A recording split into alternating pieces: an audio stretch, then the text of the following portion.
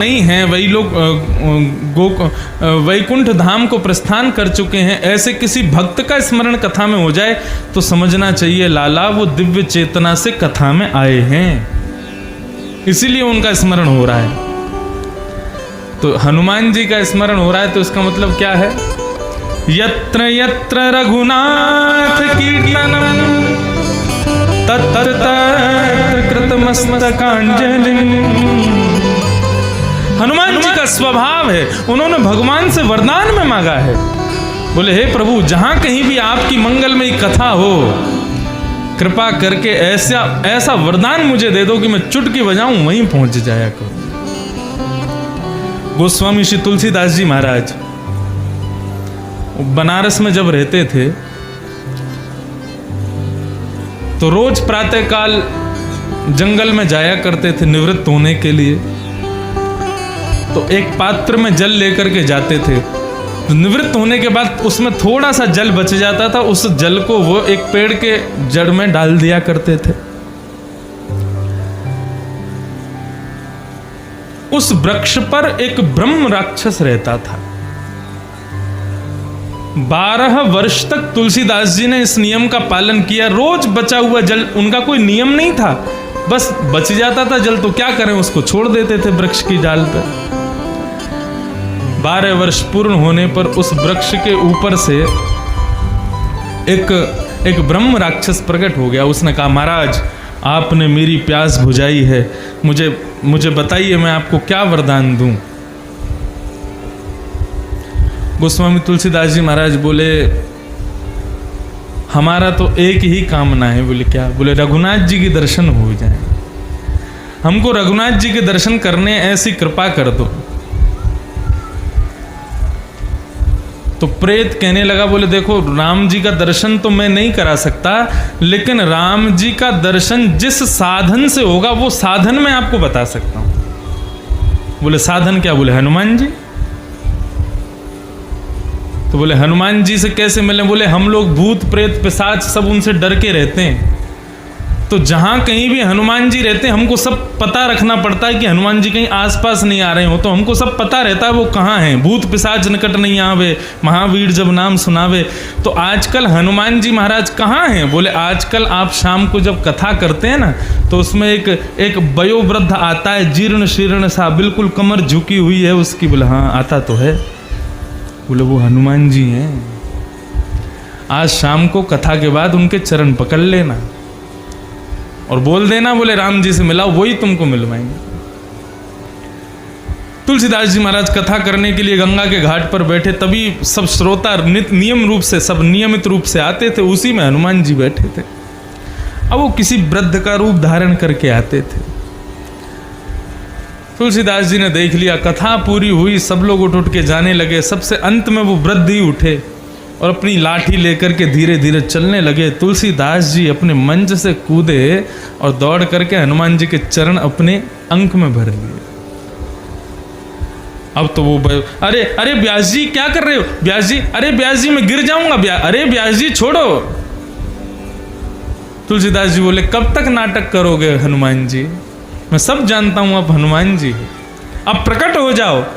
जैसे ही भेद खुल गया, हनुमान जी महाराज प्रकट हो गए, तुलसीदास जी को हृदय से लगा लिया। बोले आप मुझे कैसे पहचान गए? बोले बस किसी की कृपा से पहचान गया। बोले प्रभु मुझे कुछ नहीं चाहिए, रघुनाथ का दर्शन करना है। हनुमान जी ने बताया, चित्रकूट चले जाओ, वहीं पर रघुनाथ जी के दर्शन होंगे। तो तुलसीदास जी को प्रथम दर्शन से हनुमान जी ने करवाया। और वो हनुमान जी जहां कहीं भी कथा होती है निश्चित आते हैं।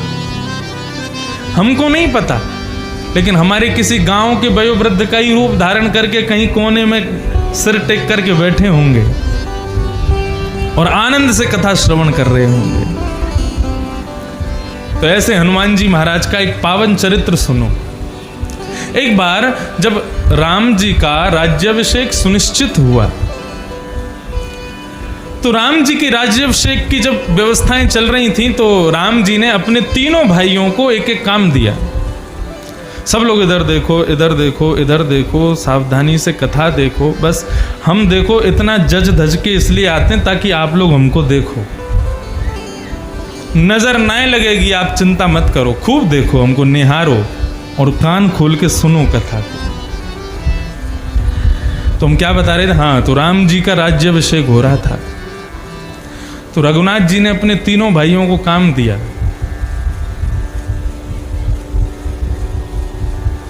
भरत जी को काम दिया, बोले जितने भी संत आवेंगे राज्याभिषेक में, सबके चरण धोने की सेवा तुम्हारी।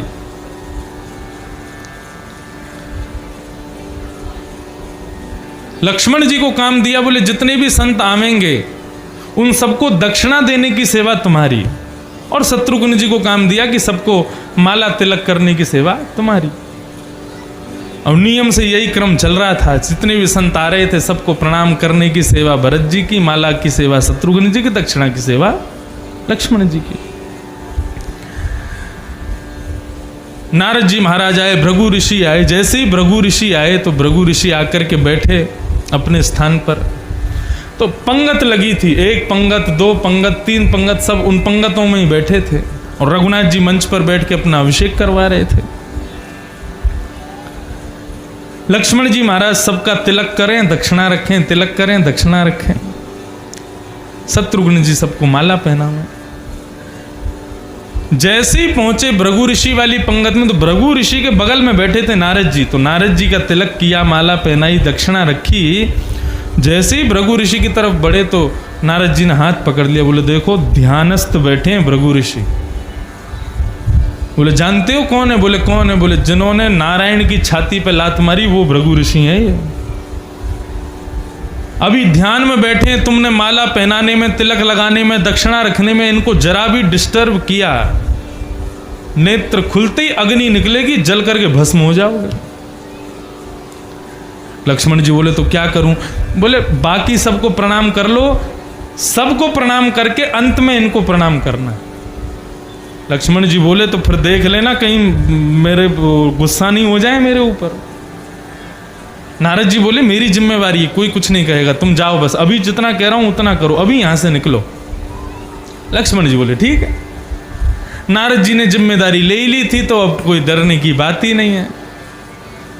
अब लक्ष्मण जी थोड़ा सा दूर गए, पंगत में आगे की दूर गए तो नारद जी ने देखा, बोले हाँ अब दूर पहुंच गए, तो जोर से कोहनी मारी भृगु ऋषि ने। भृगु ऋषि बोले क्या बात है?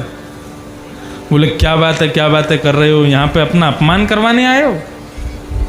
देखो हमें तो माला भी पहनाई है, तिलक भी किया है, और देखो दक्षिणा भी मिली है, तुम्हें ना माला ना तिलक ना दक्षिणा। भृगु ऋषि बोले हाँ मुझे तो कुछ नहीं दिया। बोले अपनी छोड़ो, अपने बगल वालों को देखो, सबको हो रहा है, तुमको छोड़ दिया। भृगु ऋषि ने बगल में देखा, बोले हाँ भाई ये तो बड़ी विडंबना वाली बात है। ताम्रवर्ण हो गया, आंखें लाल पड़ गई महाराज, क्रोध के कारण खड़े हो गए, हे श्री राम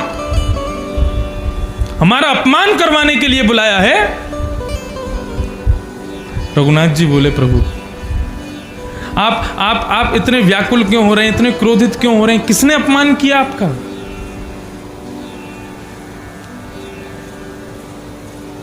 बोले अपमान करने वाले का नाम बता भी दिया जाएगा तो दंड तो उसको मिलेगा नहीं, तो फिर बता के फायदा क्या? रघुनाथ जी बोले आप नाम बताने में देरी करेंगे, मैं दंड देने में देरी नहीं करूंगा। नाम बताइए किसने आपका अपमान किया? भृगु ऋषि बोले मैं ऐसे नहीं मानूंगा, अपने किसी प्रिय की कसम खा करके कहो कि मैं जिसका नाम लूंगा उसको मृत्यु दंड दोगे। रघुनाथ जी बोले मेरे प्रिय हैं हनुमान, मैं हनुमान की कसम खाता हूं, आप जिसका नाम बोलोगे आज उसको मृत्यु दंड मिलेगा।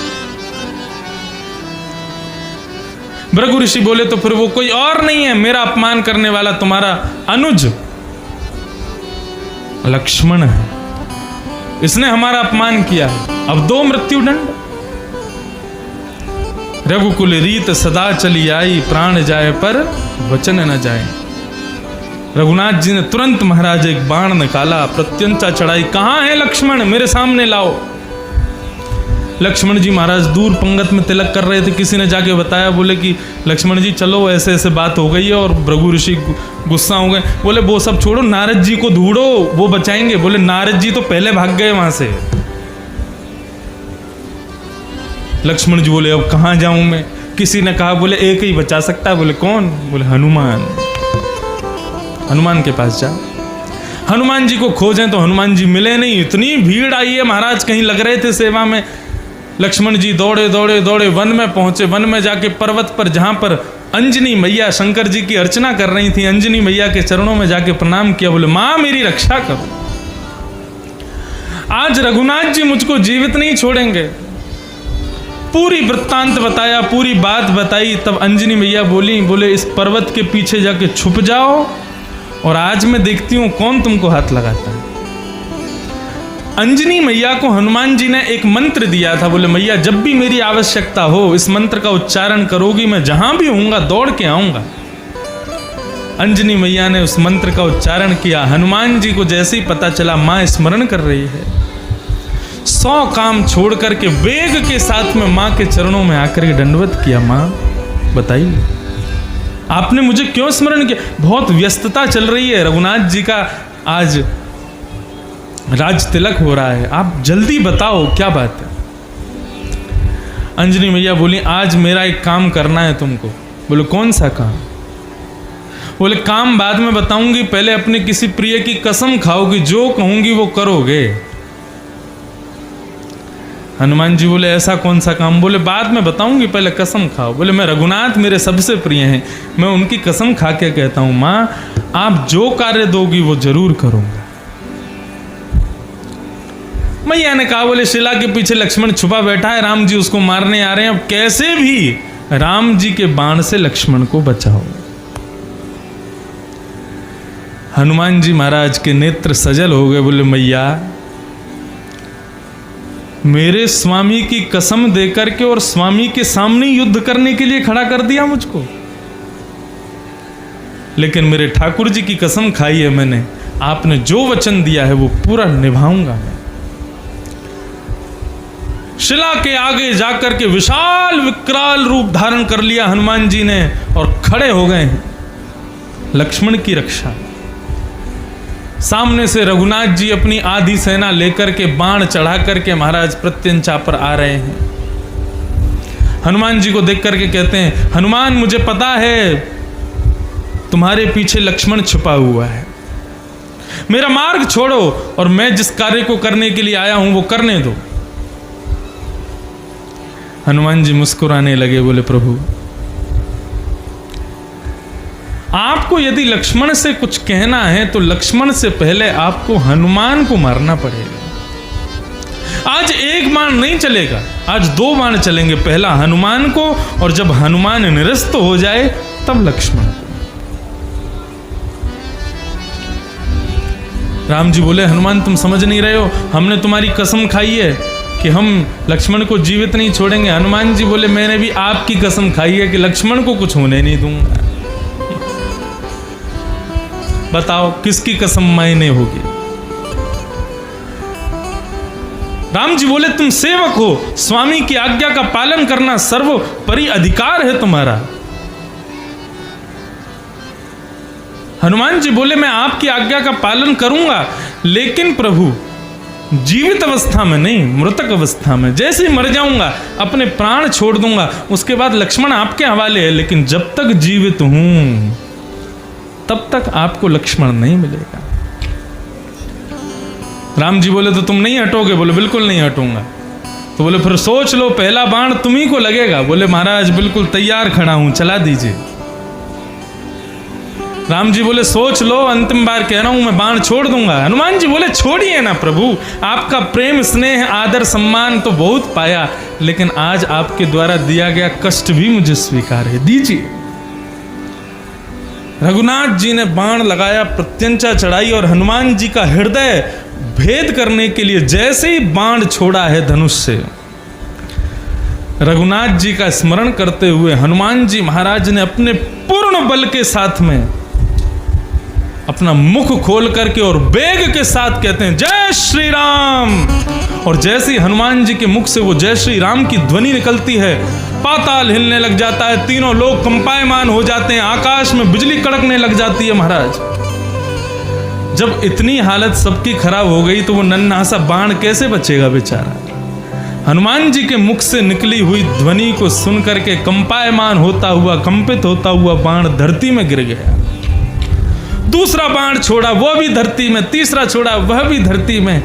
असंख्य बाण छोड़े, लेकिन एक भी बाण हनुमान जी के शरीर का स्पर्श नहीं कर पाया। अंत में निकला यह परिणाम, राम से बड़ा राम का। बोलो जय सिया राम।